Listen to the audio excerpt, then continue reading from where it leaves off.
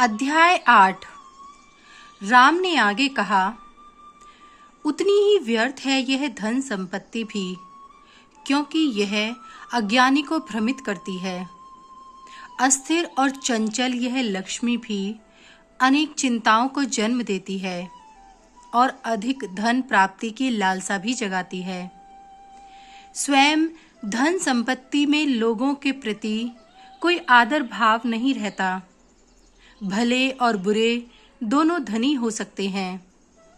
लोग होते तो हैं सज्जन, उदार और करुणामय, परंतु तभी तक जब तक उनका हृदय धन की दौड़ में लगने से कठोर नहीं हो जाता।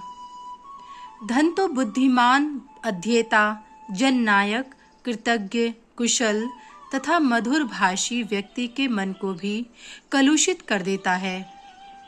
धन और सुख एक साथ नहीं रहते। ऐसे धनी व्यक्ति विरल ही होते हैं जिनके प्रति षड्यंत्र रचने वाले प्रतिस्पर्धी या शत्रु न हो। सज्जन रूपी कमल के लिए संपत्ति रात्रि के समान है। दुख रूपी श्वेत कमल कुमुदनी के लिए चंद्रिका के समान है। निर्मल अंतर्दृष्टि के लिए आंधी के समान है। वैर रूपी लहर के लिए बाढ़ के समान है। भ्रम के मेघ के लिए अनुकूल वायु है। विषाद के विष को तीव्रतर करने वाला कारक है। वह कुविचार रूपी सर्प के समान है। दुखियों को भयभीत करने वाली है। विराग रूपी लता को नष्ट करने वाली बर्फबारी है। कुविचार रूपी उल्लू के लिए सांध्य वेला है।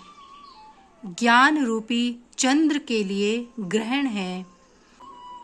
उसकी उपस्थिति से व्यक्ति का सत स्वभाव तौबा कर उठता है।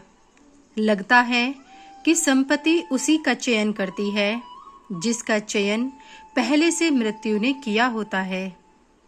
यही स्थिति हमारे जीवन काल की भी है। इसकी अवधि पत्ते पर पड़ी जल की बूंद जैसी है। उन्हीं का जीवन काल सार्थक है जो आत्मज्ञान प्राप्त कर लेते हैं। हम लोग भले ही वायु को घेरने में, आकाश को तोड़ने में, माला में लहरों को पिरोने में सफल हो जाएं, पर हम अपने जीवन काल पर भरोसा नहीं कर सकते।